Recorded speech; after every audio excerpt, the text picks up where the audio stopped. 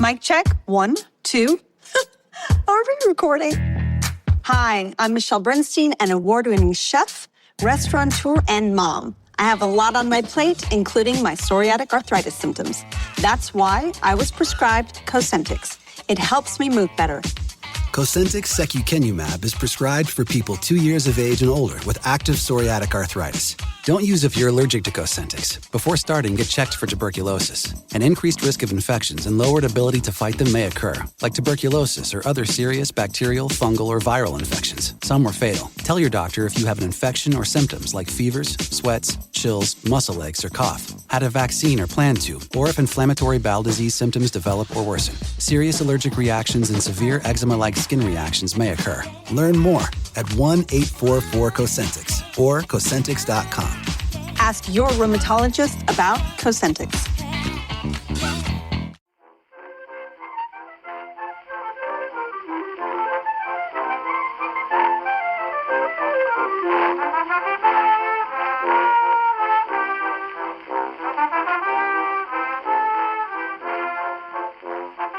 There's so much to go in the skit. Bits of furniture, just stuff, loads of stuff. Have you had a kind of Marie Kondo moment? Does it bring me joy? I brought that book home and I had it thrown at me by Rachel. John and Rachel are moving, everyone. They're moving house. And how long have you lived in that place? 8 years. So, okay, so long enough to accumulate crap. Yeah. And the other thing is our garage is full of 2 other people who said, oh, you've got loads of space. Can we put our stuff in your garage? And of course you say, yeah, no problem. No, fine. Loads of space.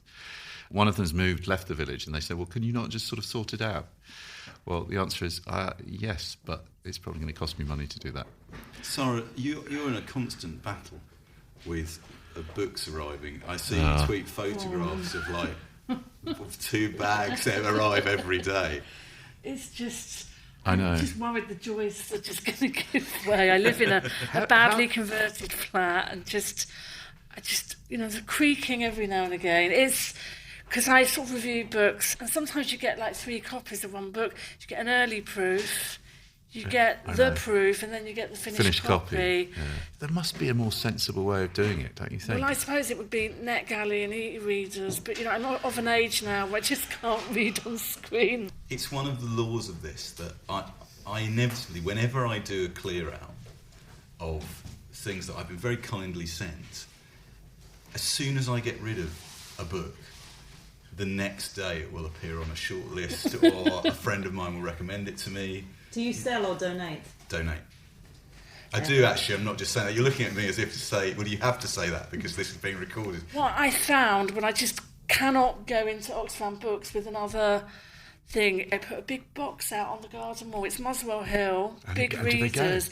Have a book. How brilliant. And you see, the thing is, that's what we're all going to have to do because charity shops are beginning to turn away books, aren't they? They don't totally, want, yeah. Can't books. There's a little library box around the corner from me on a street, where people just give and take books. It's quite sweet. Well, in fact, we have, as many stations now do, a place where you can leave your books and people can pick them up. And by a staggering coincidence, when I was coming in this morning, somebody had left an old Penguin Books vintage copy of our book, Dud Avocado by Elaine Dundy, for this episode. Statistically almost impossible for that to happen. And yet it did. I know, isn't it incredible? I had never heard of the book we're going to discuss. And now, since you mentioned it to me, I can't move for people mentioning it. It's always very odd that. I feel a bit ashamed that I hadn't heard of it, but... It's very beloved of women of a certain age. I can see why. But also, fascinatingly, it's not like it was an obscure book in its era. It was a huge bestseller in its era. And but I'm with you. I'd heard of it. I haven't read it, but it's such a great title. Shall we start? It's weird though, isn't it? With the fashion for avocados, you think it would have come back and had. Well, I think we've got. I think we might have to talk avocado. Yeah. For the millennial. Are we going to toast the Dud Avocado? Let's hope so. Hello and welcome to Backlisted, the podcast that gives new life to old books. Today you find us jiving in a dive bar off the Boulevard Montparnasse, deep in the Parisian night, downing large martinis with lost Americans still hoping to find a cafe that's open for a bowl of late-night onion soup. I'm John Mitchinson, the publisher of Unbound, the platform where readers crowdfund the books they really want to read. And I'm Andy Miller, author of The Year of Reading Dangerously. And joining us today is Sarra Manning. Hello, Sarra. Hello. Sarra Manning is an author and journalist who has written a constellation of adult and YA novels. Young adult, and has contributed to the Guardian, Elle, Stylist, Harper's Bazaar, and is currently the literary editor of Red magazine. Her latest adult novel, The Rise and Fall of Becky Sharp, was published last week by HarperCollins. Riding high in the charts, I noticed, in the Kindle charts. Yes, I've got that little orange bestseller tag. Not that I'm refreshing my Amazon page every half hour. And couldn't really be. I was thinking there aren't many books that could be much more backlisted than what you've done with The Rise and Fall of Becky Sharp. Could you just tell us what it is? Well, the clue's in the name, really, in that it's a modern retelling of Vanity Fair, which is one of those books that everybody says they've read, but they haven't read it, though I have actually read it now 3 times. Yeah, what did I see on Twitter? Somebody was accusing you of not having read the book, and you were... I think it was Lisa Evans just saying, how many times have you read it? And she was worried that I was going to say, yeah, it's my favourite book, like 20 billion times. It was a bit of opportunistic publishing, I have to say, that they announced that they were doing a television adaptation last year, and a publisher approached me and said, would you like to do it? Have you read Vanity Fair? Yeah, it's my favourite book.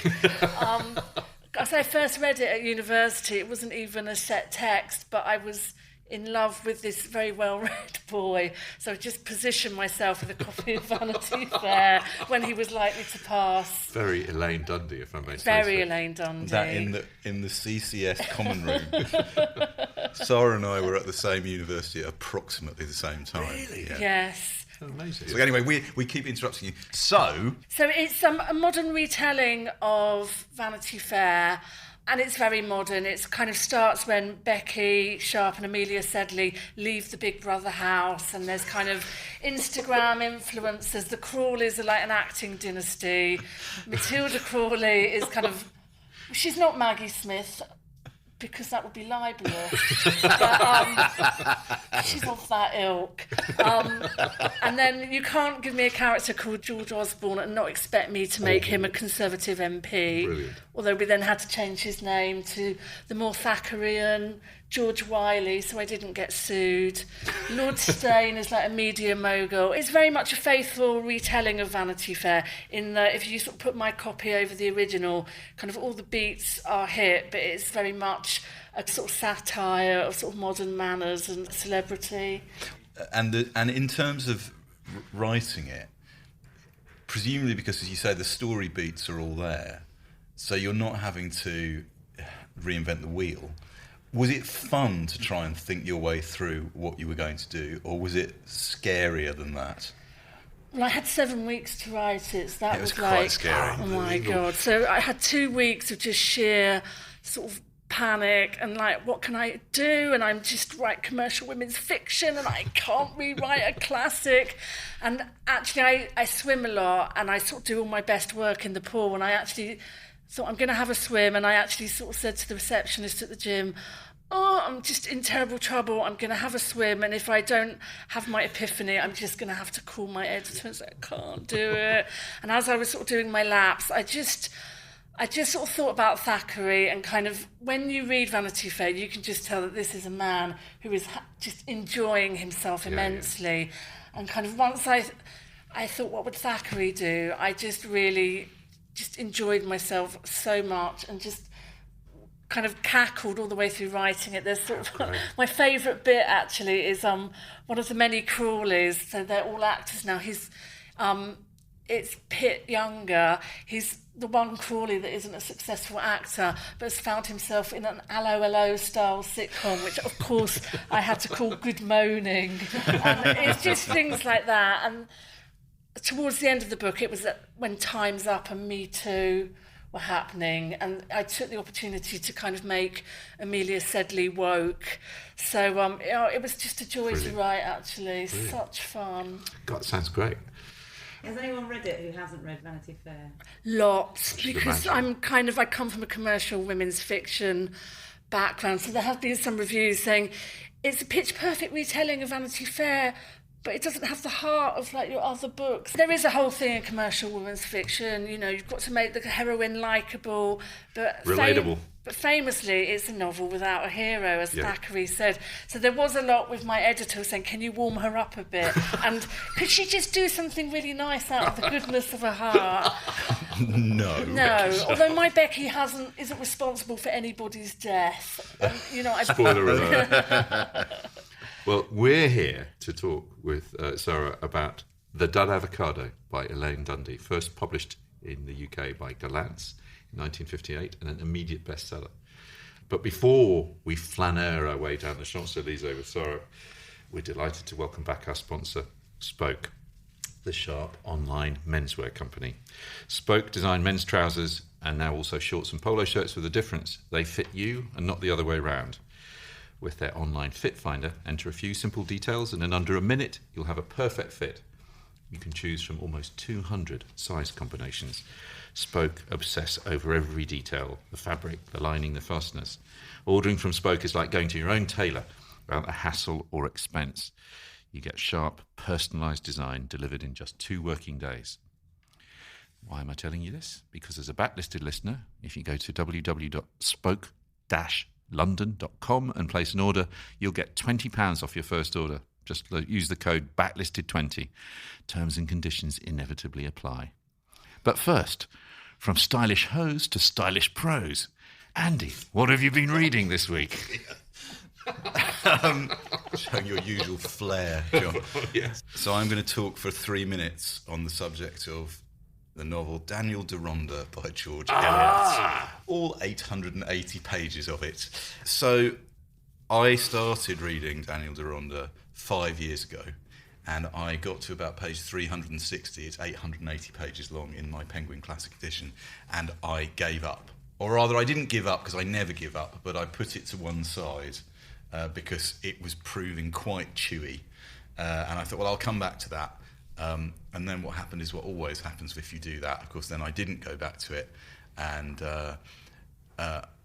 instead I sort of had a vaguely guilty feeling about it for 5 years. And then I decided, because we had a few weeks off from recording Backlisted and reading books for Backlisted, that I go back, start it again, and make sure I finished it this time. So Daniel Deronda is Elliot's final novel, and it's the novel that she wrote after Middlemarch. And it felt quite strange reading it in the summer of 2018. Ezra Pound's famous phrase that literature is news that stays news. If you had to describe what Daniel Deronda is about, it's a novel about anti-Semitism, men's power over women and social inequality that was written 150 years ago.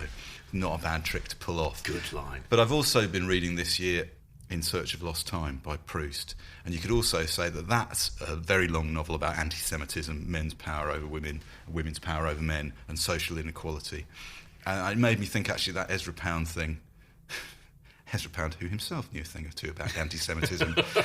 Nonetheless, you know, news that stays news, absolutely. Has anyone around this table read Daniel Deronda? I have. When did you read it? I read it in that ridiculous period when you read a lot of 19th century fiction when I was at university. So I'm confident. I remember practically none of it. And I'm confident that, I mean, had I read it when I was at university, I would not have. I'm not saying I understood all of it now, but I'm not saying that I don't think I would have understood much of it then.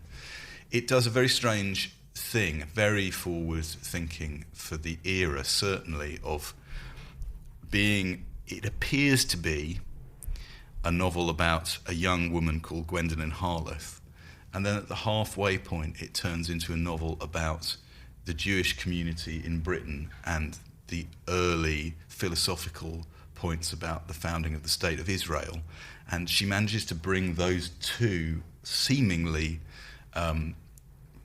quite separate subjects together in an ending which is, again, sort of fascinatingly neither happy nor unhappy. It felt incredibly modern while simultaneously being written in that beautiful Eliot prose. I found it quite challenging. I don't mind challenging books. In fact, I rather like them. But it's certainly a book that I feel that I have improved as a reader, even in the 5 years since I first started trying to read it. And I found it very, very rewarding. Not just rewarding to finish it, but rewarding to stop and think about it and have the time to contemplate it. I don't think there's much point in me. I'm not going to read anything out from it. It's a bit pointless. But it's an interesting one, though. You were, thinking about our discussions about what you actually remember from books and the Pierre Bayard episode we did recently. But if I go back to that book, the idea that we incorporate the story into our own autobiography, I can't remember anything. I get vague. I think there's remember there's the opening where she starts the story in media res, which is let's start the story in the middle of the action. Now I remember that being quite a strong way to start. She's in a casino. Yeah, and then she's run away and she's in a casino and she's spotted by Daniel Deronda on the point of gambling away a necklace. Yes, that's that. And she's pawned it and he buys it back from the pawn shop. The first Jewish reference in the novel, and leaves it for her. And she thereafter, for the whole of the novel, feels under a moral debt to him. So the part of the story of the novel is how is that moral debt paid out, which in and of itself is a fairly highfalutin and sophisticated theme to introduce into your novel quite early on. Certainly it has love stories within it, but it does not have the Middlemarch sense of predestined lovers. In fact, if anything, you could read the book as a reaction to Middlemarch, as trying to push the novel in directions that it hadn't gone. It did make me think the devaluing of the word genius in the book world.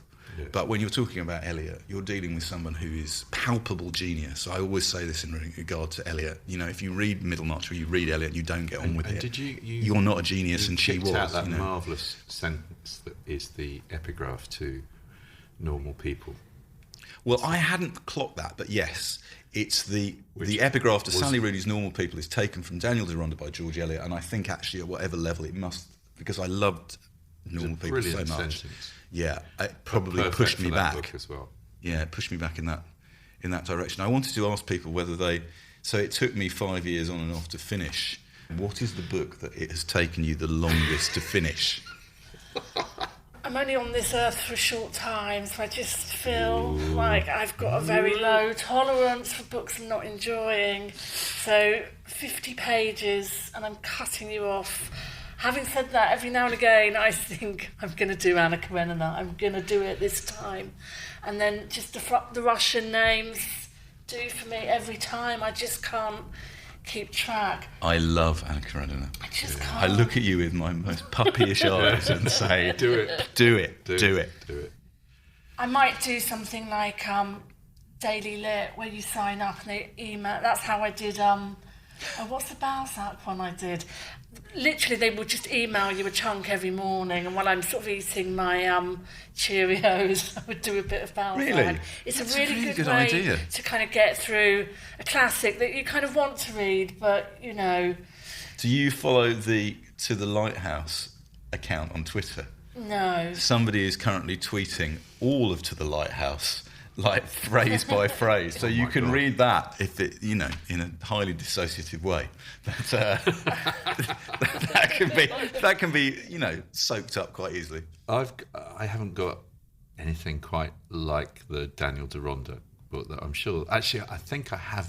I don't think I ever finished Our Mutual Friend, and I meant to. Because I wasn't enjoying it. I just got, and I often do that. I've got a lot of books that I know of and there are some I've intentionally stopped reading. I stopped reading about 20 years ago. What Am I Doing Here? By Bruce Chatwin, because I rather touchingly at that time I thought, well, I don't want to have nothing new to read by Bruce Chatwin. Oh, yeah.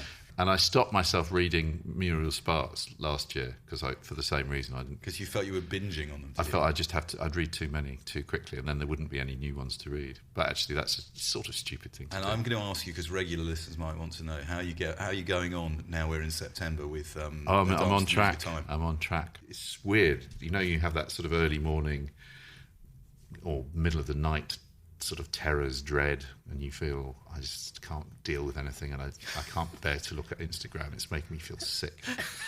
I can't bear any of the people who are... I don't know what you mean, John. So I just find Pole is the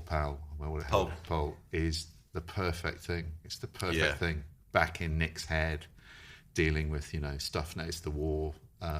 It's very reassuring and witty without being annoyingly mugging for laughs. It's just, we'll talk about it. We're going to do a Christmas special. We are. In addition to that, though, John, what have you been reading this week? I've been reading a book which I really, really love. I'm, as you know, still reeling from the experience of reading Normal People, which I thought was I think I can say I thought it was a masterpiece. So I wasn't really thinking. I'm reading another book by an Irish woman called Milkman by Anna Burns.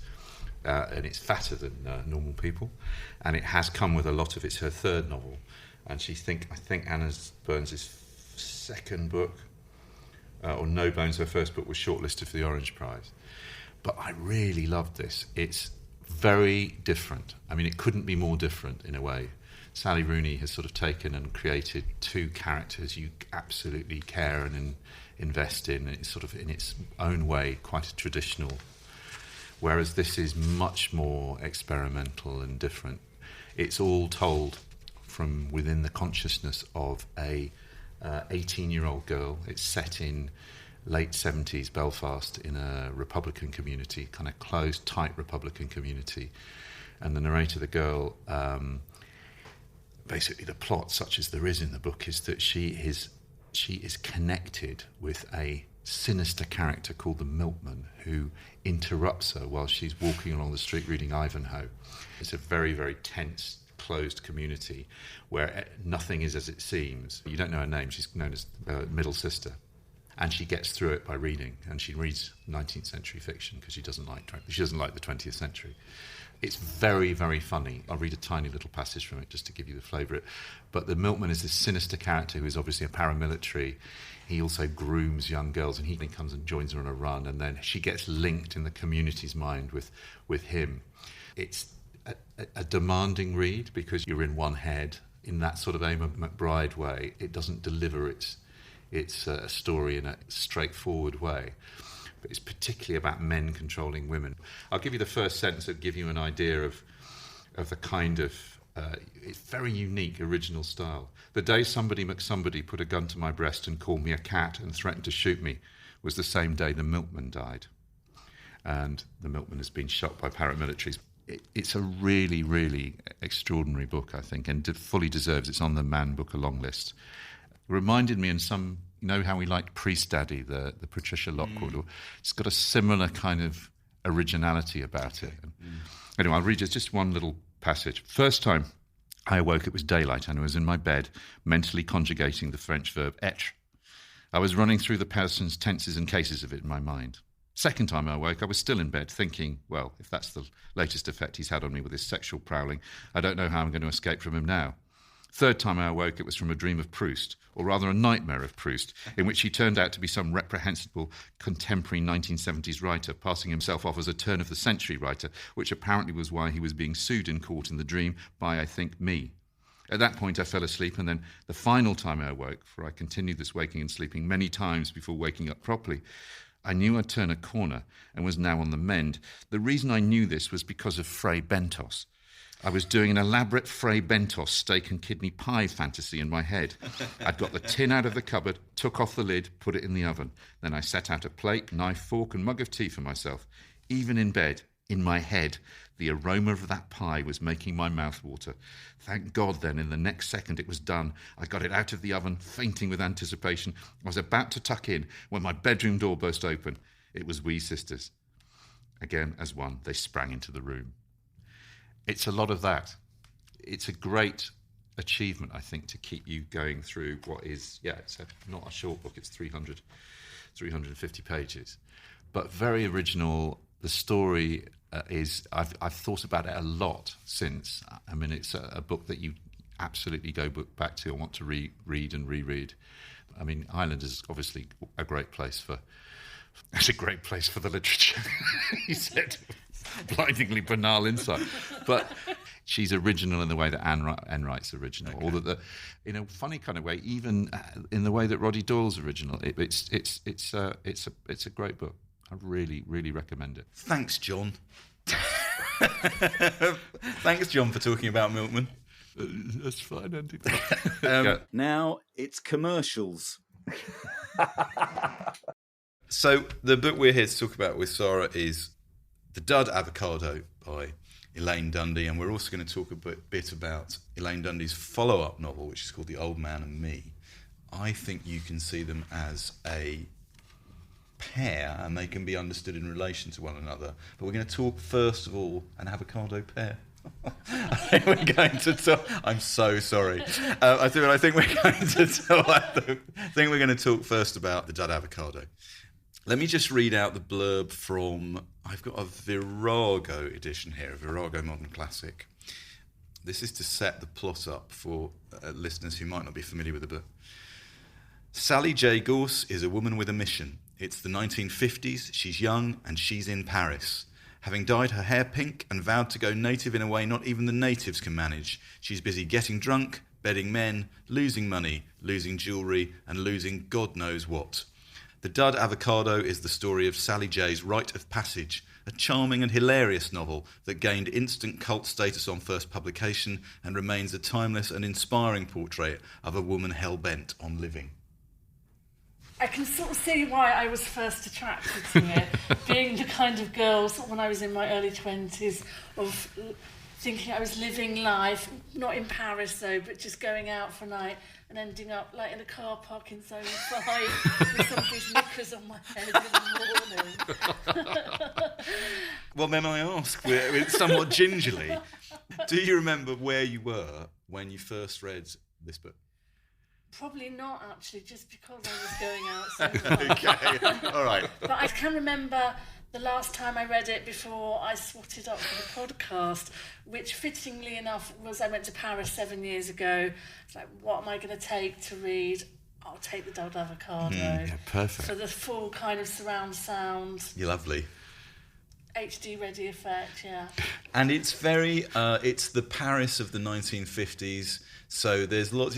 I would say in several ways it's the Paris of the Gene Kelly film An American in Paris. Yeah. It's very much sort even of, with the beards, the hardcore. The hardcore, we love it. There's poets and there's beatniks and there's artists and there's pavement cafes and the Sorbonne and it's Jive. Paris. Jive, yeah. But it's very much an American in Paris, in that most of the people that she meets are sort of rich Americans being authentic with sort of, the benefit of large trust funds and sort of wanting to be sort of artists, which of course we love. Yeah. And yet, she's very likeable. Because the way you describe it there... insanely likeable. Yeah. That's the thing. I can't imagine anybody not... It's hard to imagine not enjoying this, isn't it? I didn't know anything about it. I'd never heard of it. I feel a bit silly now because I wish I'd discovered it when I was sort of in Paris when I was 18. Because I can't think of anything. It'd be the most joyful companion, and Sally J is just. The voice is just brilliant. It's interesting because this is like, I think, my fourth or fifth read now, and I realise I just cannot remember anything that happens in the novel because all I know is Sally J. Gorse because she just kind of roars off the page. That's really true, actually. I think Rachel Cook says in her introduction that the it's all about the voice. Yeah. Yes. The plot, that there is a plot, but you'd be hard-pressed to... recap it here and now. I can actually. Go on, do it. Okay, I'm ready. So, I mean, it's just got such a great beginning to a novel. In that she's dyed her hair pink like all the French tarts do, and she's wearing an evening gown because all her clothes are in the laundry, and the laundry has really complicated hours, and she has really complicated hours, and their complicated hours don't mesh up. So within like the first page, she's met this American boy that she vaguely knows, falls madly in love with him, and then this other guy comes along, Teddy, who's actually her lover, and the only reason he's her lover is because he's already got a wife and a mistress. So she thought, oh, that's quite a glamorous person to lose my virginity to. And then she loves Larry, this American guy, but he just is quite dismissive of her love, and she wants to be an actress, and he's putting on plays, so she acts in the plays, and then she loses her passport. That's quite a big thing. And then she sort of beds a couple of sort of artists, but her heart's not really in it. And then they all decamp to Biarritz, and then there's a bullfighter. How am I doing so far? As I say, the plot... El Guido. But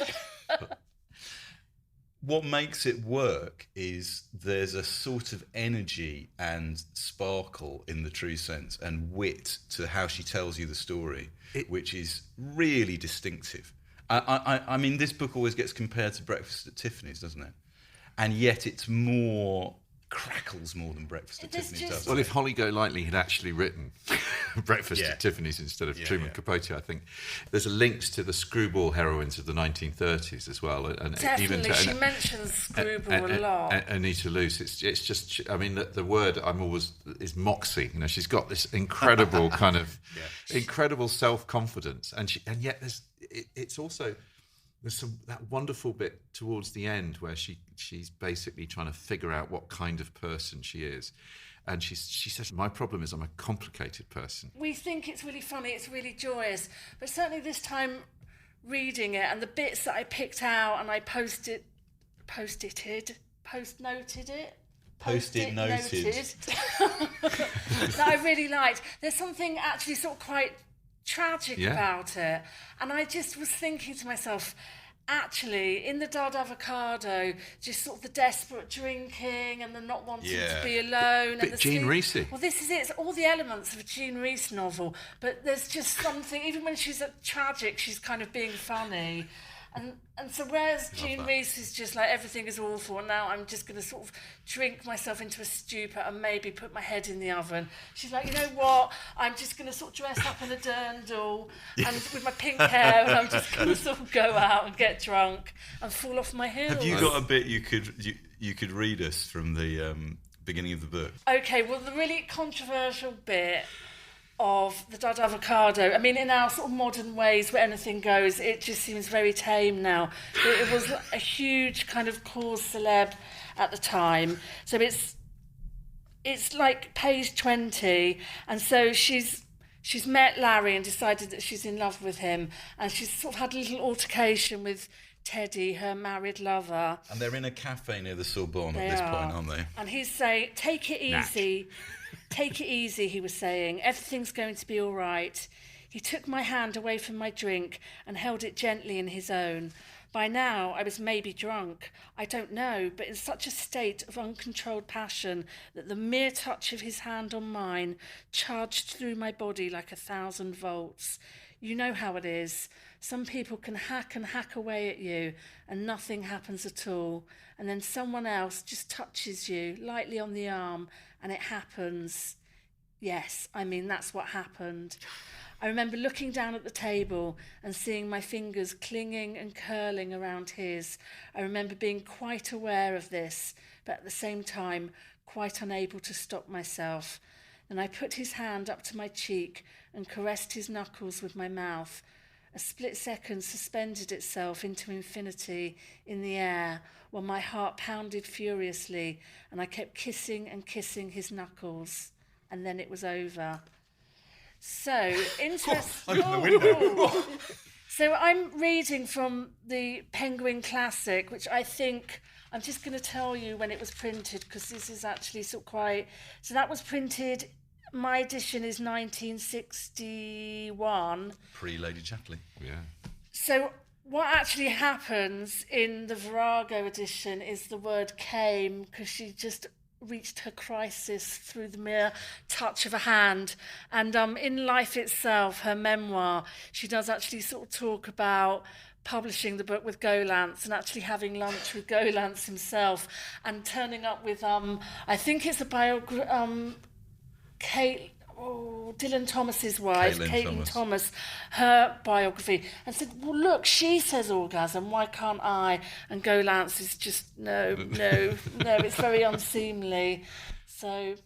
But then it's reinstated, isn't it? It's so he won't let that past in the first editions, like that Penguin edition, and then she arranged for it to be reinstated in all subsequent ones. So. In fact, before I left the house, I had to go and find my sort of more recent Virago modern classic just to make sure that she had come. Excellent. Can we hear a clip now? This is an interview that Elaine Dundy did actually on the publication of that memoir, Life Itself, circa 2001 or 2, with Molly Barnes, and she's just been asked, how did you settle on becoming a writer? It is the only thing you can do without being asked. I mean, you cannot be an actress unless somebody asks you to be an actress. And after I had my child, my daughter, I said to myself, I'm not going to audition anymore. You know, they know what I can do. They can call me, I won't call them, and they didn't. Writing surprises me. It absolutely surprises me. I thought that, that my whole body of work was actually very different, each one different settings. I was a moving target, in other words. And I found out, no, they all have the same thing. And it's the old Western gimmick of a stranger comes to town, to which I am that stranger. And together with the reader, let me take you through this place and explain it, and we will all get to know what we get to know at the end and make some sense out of it. She sounds like a woman that's had a few cocktails. Well, so famously, Elaine Dundy was married to the critic Kenneth Tynan. They had a very stormy relationship that we're not going to dwell on, but suffice it to say, neither of them treated one another very well. And when their daughter, Tracy Tynan, published her memoir, Wear and Tear, a couple of years ago, Anthony Quinn reviewed it in The Observer and said, this is one curtain behind which I wish I hadn't peeked. That they were pretty... I mean, the thing about Life Itself, I read some of Life Itself, her memoir, and what's clear about Elaine Dundy, a bit like Kenneth Tynan, is that they were both ferociously ambitious. They were most interested in who they could attract to come and sit at their table. The parade of celebrities that runs through Life Itself is extraordinary in terms of some of the great writers and artists and actors of that era. But it also slightly explains why she didn't go on to have a more illustrious literary career. She writes 3 novels, the third of which I didn't even know she'd written a third, actually. This doesn't come out till 1974. She writes several biographies. She wrote a biography of Peter Finch. She wrote a very famous book, which I knew, but I didn't know was by her, called Elvis and Gladys, about Elvis Presley and his mother. Tynan was widely perceived, had his nose put out of joint by the fact that his wife had done the thing that he wanted to do. Yeah, he was famous for a critic, and she'd come out and written, at the first attempt, a bestseller. He famously said to her when he read it, this is going to be a bestseller. Yeah. So he's critical. And it was, that's the thing we should say about this. This wasn't a cult book when it was published. This was a big bestseller. Yeah. I mean, she actually in Life Itself talks about how smooth sailing it was, the whole process, the sort of publication.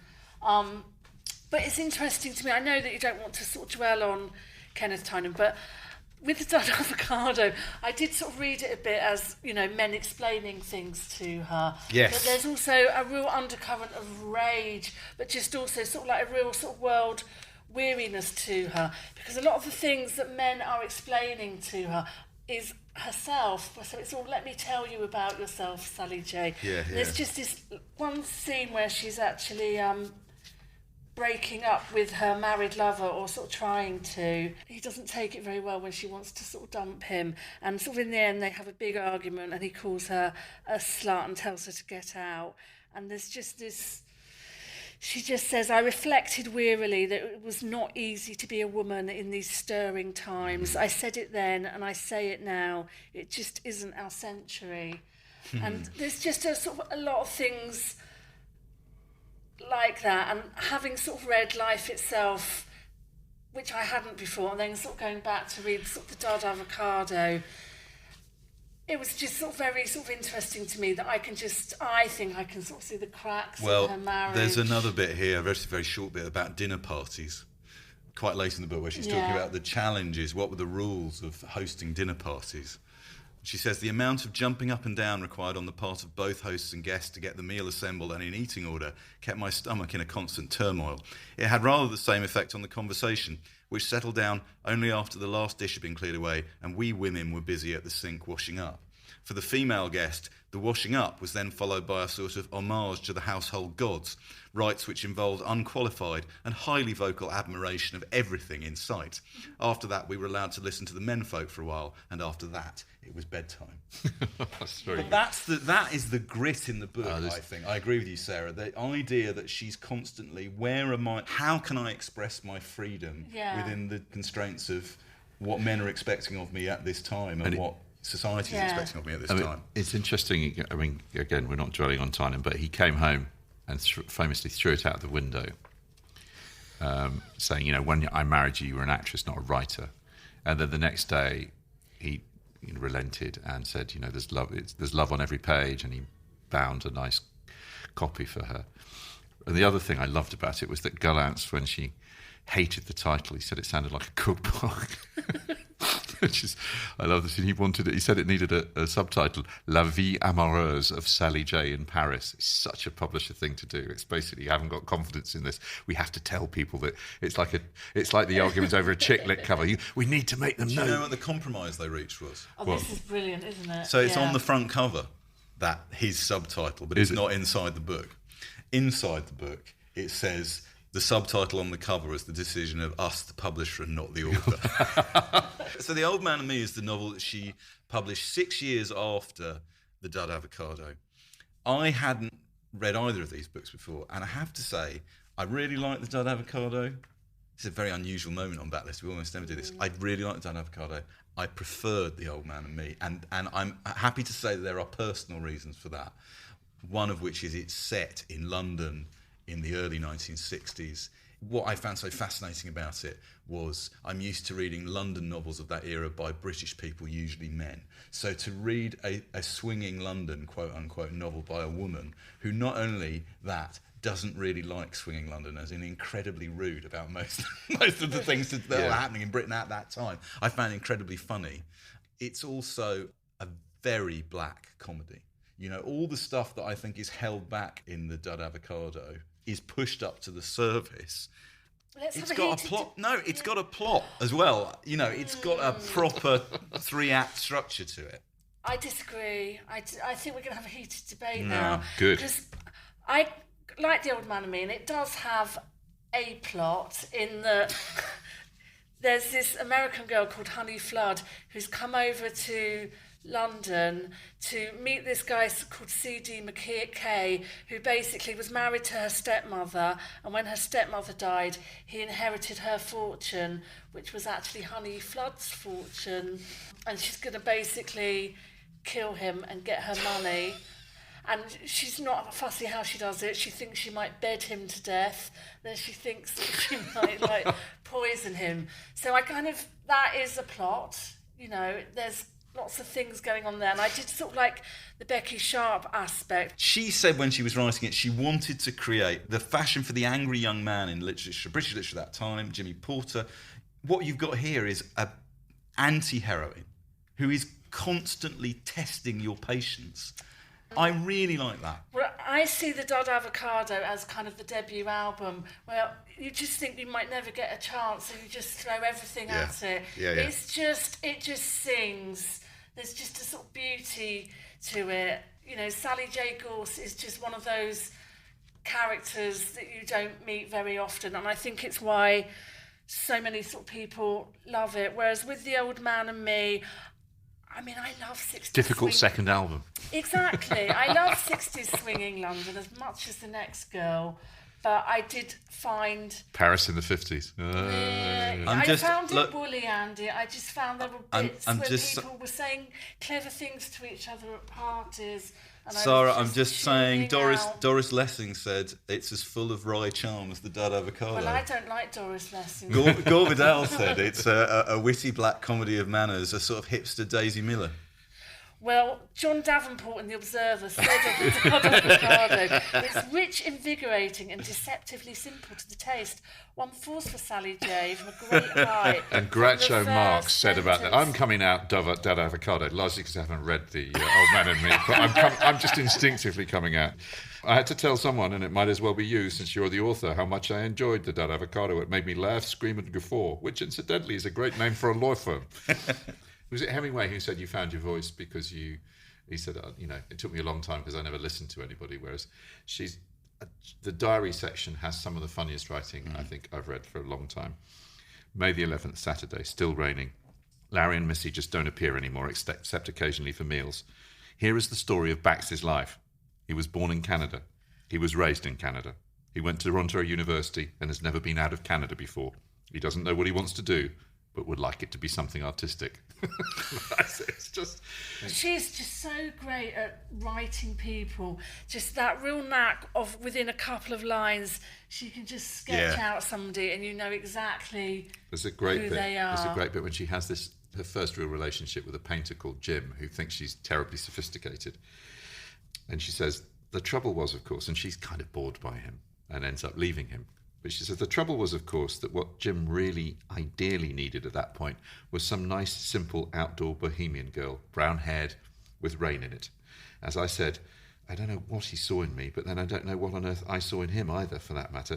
It seems incredible that I, who had spent all this time in Paris, adrift, so to speak, in an uncharted ocean of raging passions, should be knocked over by so small a wave.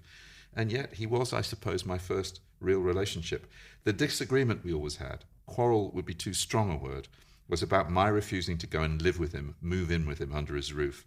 There always seemed to me something so dirty, sweated and dirndl-skirted about living with a man you're not married to. I mean, it was too intensely domestic for one thing. The next thing you knew, you were darning socks and cooking.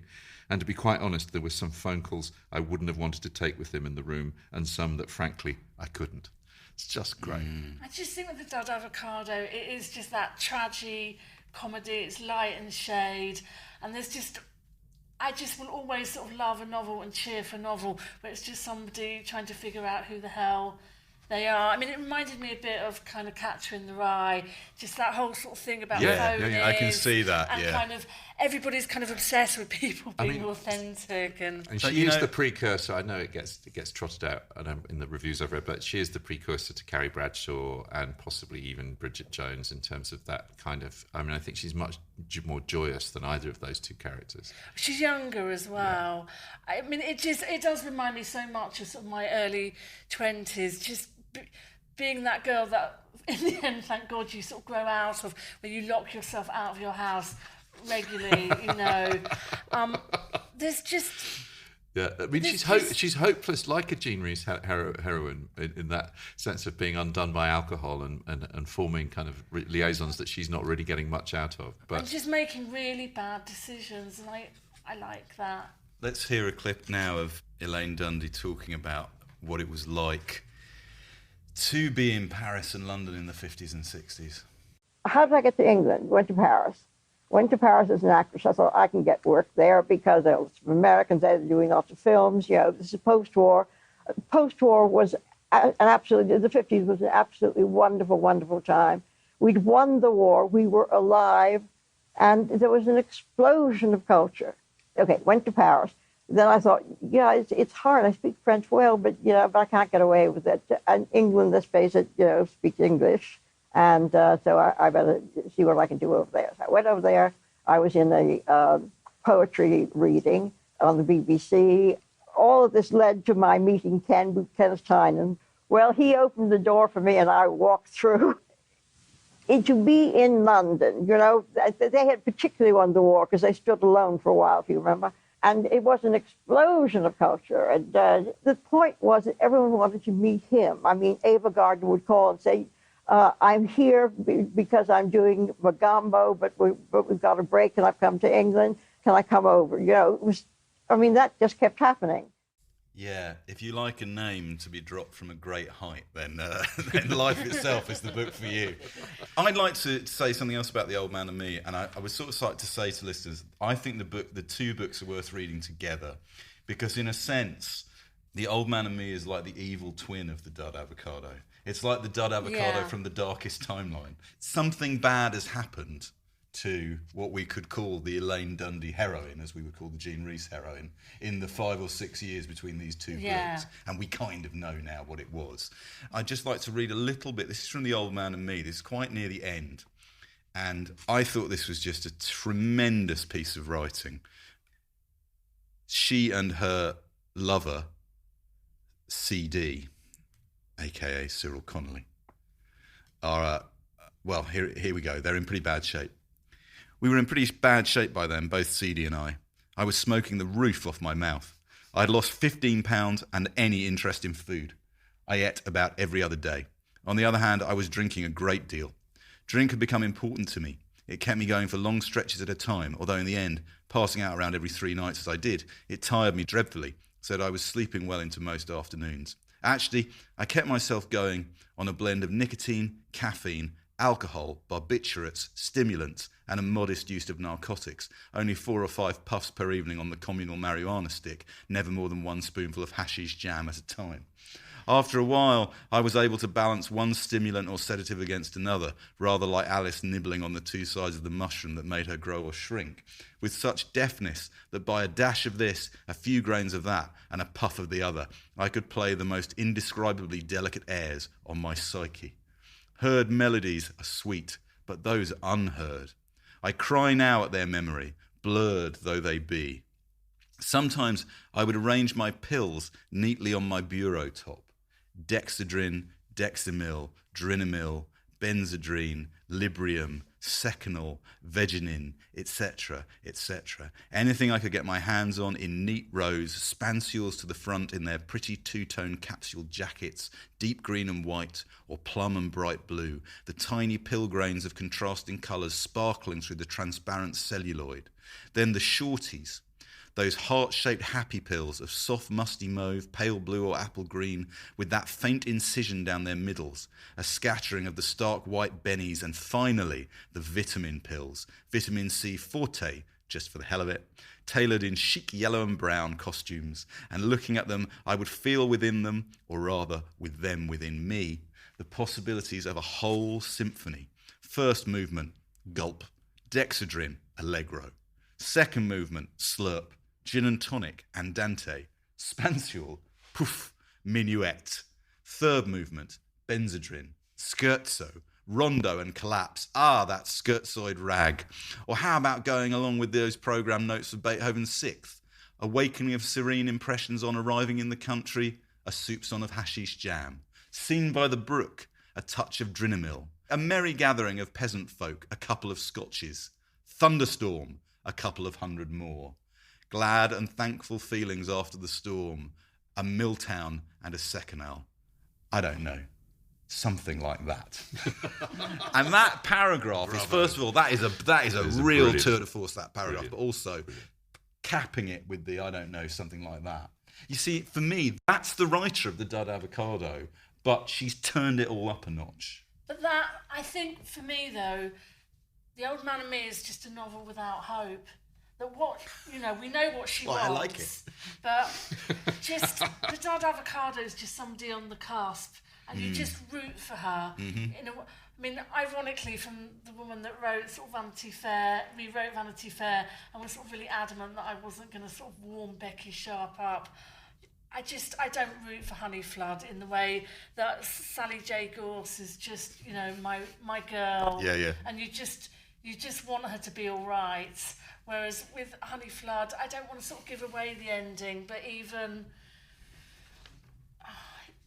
when she gets what she thinks she wants, it's just despair. I feel like with The Old Man the ending of The Old Man and Me? Yeah. Oh, it's bleak. I feel like that is just, we're going full Jean Rhys by the end of The Old Man. These are our different temperaments. That's I think one of the reasons I prefer it, because it's blacker.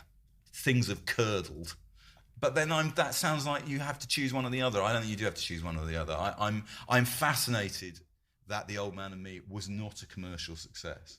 But I found, even though we've just sort of said that the plot in The Dud Avocado is kind of mostly incidental, I found The Old Man and Me a quite woolly read, actually. I just sort of found it went off on tangents. I mean, even in The Dud Avocado, she is a writer who's very fond of just people saying clever things to each other at parties for like several pages, and just sort of, you know, and again, it's just a lot of men talking at her, which I don't have a lot of time for, really. But I just sort of love that sense of, you know, here's a girl sort of finding herself, and you just sort of feel that she will find herself, and the herself that she finds will be fabulous. Where do you think she is now?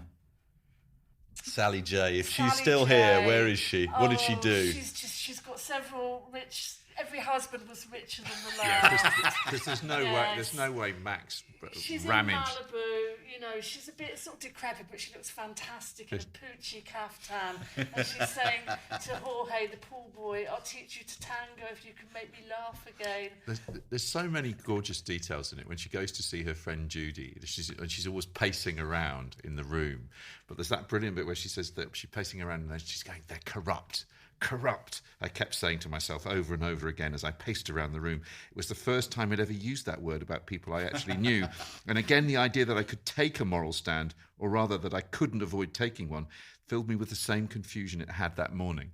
I mean, she's got more depth than a Laurelie Lee or, you know. Yeah, I mean, one of my sort of favourite bits, sort of Andy sort of read out the start of it, and it's going back to that scene about cooking. So she's with this artist, Jim Bright, who's just really pulling her down, and she's dull. and they mix with other sort of artists and their girlfriends. So she's just somebody that shouldn't be sort of corralled. So he says, we must have the DeWalds to dinner here next week, said Jim to me one afternoon after we'd spent a weekend in their windswept hut just off the coast of Brittany. Why can't we take them out? It's not the same. What about the cooking? What do you mean, what about the cooking? I mean, I can't cook. You can't cook? Why, good Lord, Sally J. I thought every girl knew how to cook. He looked at me, his little Floradora girl, and gave me a very wry sort of, some women are made for only one thing smile. Then he shook his head hopelessly. Marion DeWald cooks, he said grimly. She does all the cooking and looks after 2 kids as well. I tried to remember one minute that whole weekend when Marion and I weren't either feeding people or clearing up from doing it or preparing to do it again, and presumably she never stopped doing it. But I couldn't quite see why just because she did, I should.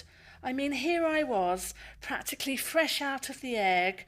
Everything was so new to me, and here was everybody telling me to stop drifting and start living in this world, telling me to start cooking and sewing and cleaning and I don't know what.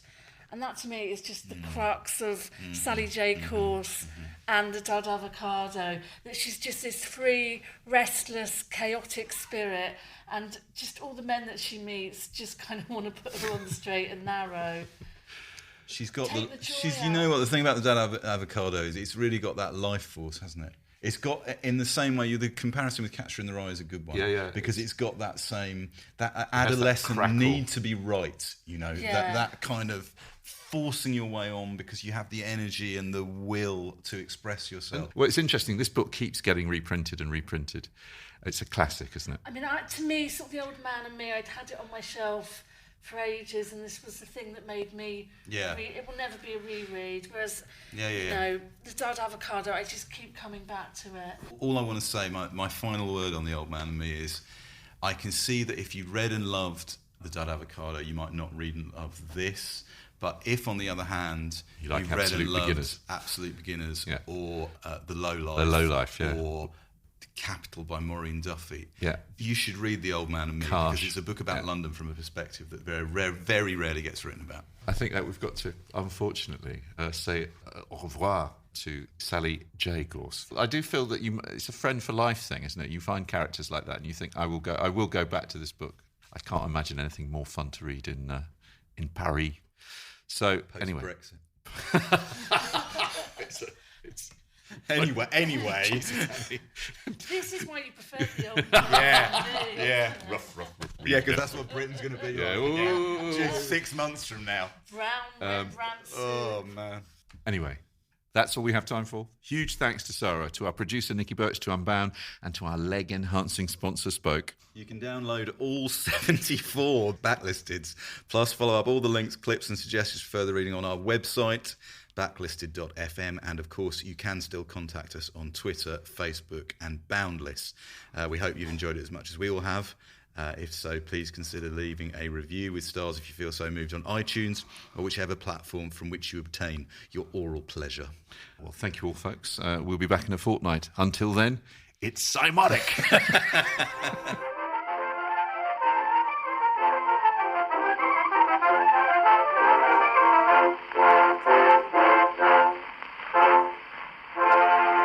You can choose to listen to Backlisted with or without adverts. If you prefer to listen to it without adverts, you can join us on our Patreon at patreon.com/backlisted, where you also get bonus content of 2 episodes of Locklisted, the podcast where we talk about the books and films and music that we've been listening to over the last couple of weeks.